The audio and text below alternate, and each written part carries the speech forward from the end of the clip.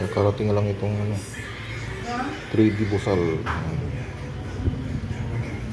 3D.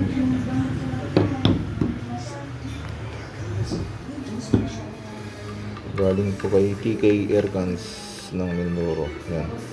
Siya rin pong gumawa dito sa end caps. Yan. Threaded na po yan.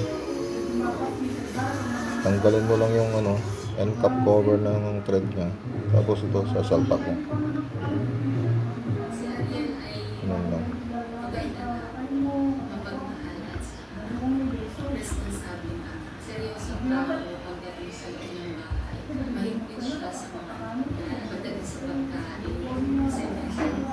Ipitan mo lang ganyan.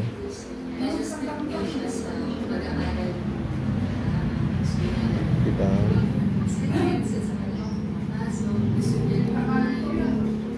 Hirap mag-video pag mag-isa ka lang. Yan. Okay na. Meron din siyang 10 rounds na magazine.